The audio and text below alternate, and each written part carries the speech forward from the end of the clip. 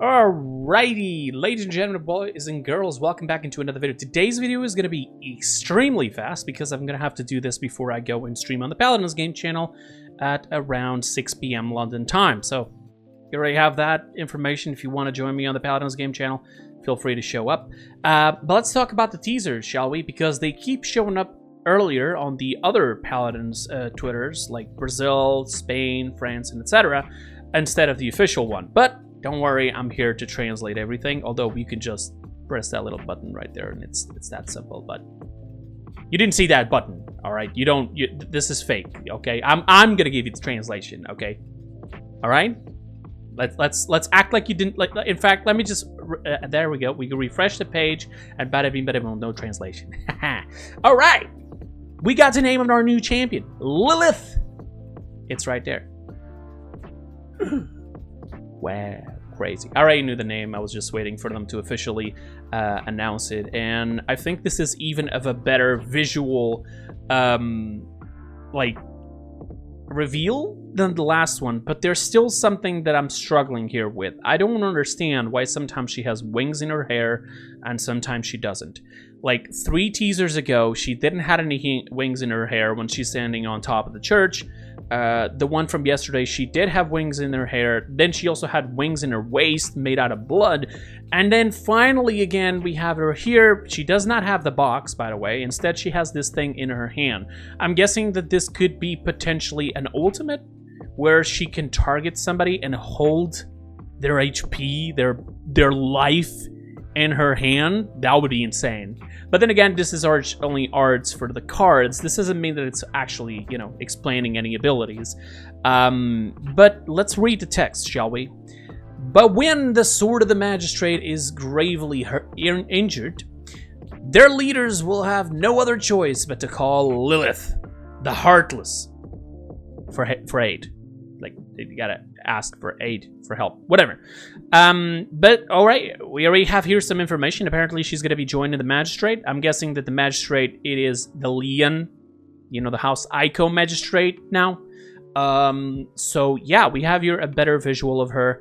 I already saw some people saying that she looks exactly like Vora. I'm sorry. What? And what? I'm sorry. Let me zoom on this. Vora? Is that you? Oh wait, you don't look like Vora, do you? And then claiming that she dresses exactly the same. She does not. The only thing they have in common is a skirt. Bruh. What in the hell? She doesn't even have the crown. Like, whatever this is completely different. She has gloves that entirely cover up her hands. This Lillith does not. Alright? This makes no sense.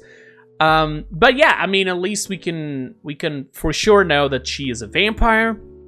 She's now going to be joining the magistrate to help them out, I'm guessing, against the Thousand Hands Guild and whoever's against the magistrate. Probably the resistance is still out there, and so on. And her name is Lillith, and we know that she doesn't have a heart, which means that technically speaking, she had to, get rid of her heart or sacrifice her heart in order to become whatever she is right now. And this seems to be a very powerful character as well, at least in the lore, because, I mean, why would the magistrate have to go and call out a vampire to aid them?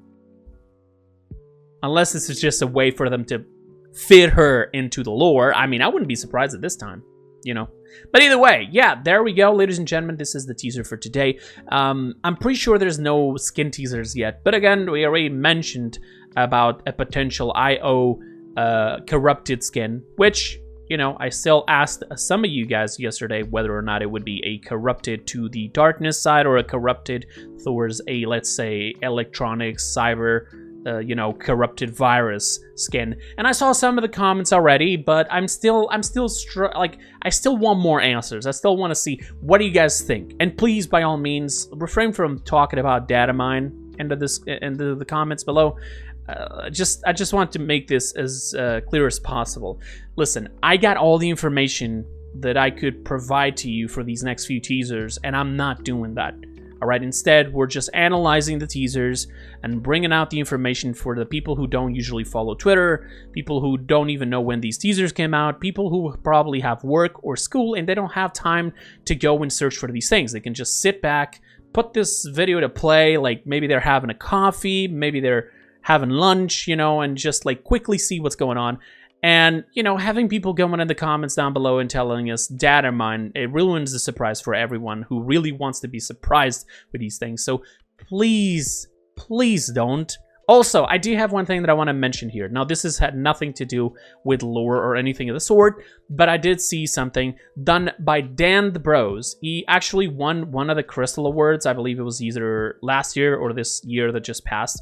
And he did this little comic of like how Vora thought it was cute, you know, the way that Io looked like, and she designed her own clothes to look like it. It fails a little bit on the lore because she was like this before and then she turned into this, but it's still very cute. I love the work that Dan the Bros is putting up into this, and like I hope he continues because this is amazing. It makes all the characters just look so much cuter, and I even ended up retweeting this to say we need Dan to do the official lore comics of Paladins, but with his style. That would be amazing. You know, like we have the drunk lore, which, by the way, is now canceled because, you know, Punk Duck doesn't work with Hyris anymore. But this would be a fantastic other thing to see. Like Hyris just working together with Dan, like telling him, hey, could you draw this? And we could just use it as teasers or maybe as a little bit of a story that we're filling in the gaps and etc. And I just feel like that would be amazing. I really, really hope that they could potentially just like, you know, I know that we have the avatars in game. They worked with him to do the avatars and they look amazing. Don't get me wrong, but still, this comic is amazing. All right. He already came up with the whole Yago mom thing. I think it was him who invented it. If not, I think he just did like some sort of a design of it. And then pretty much everybody embraced it. It looked amazing. All right. So thank you, Dan, for the work you do. All right, I appreciate it. It's fantastic. It's lovely to see this type of work in the community. Again, that was the teaser. This is the work of Dan, and thank you so much for watching the video. I'll see you guys next time. Don't forget, in around 20 minutes from now, when I'm recording the video, obviously not when I'm uploading it, because I'm still gonna have to render it and etc. I will be live on the Paladins Game channel, so I'll be waiting for you guys there. Until then, have a wonderful time.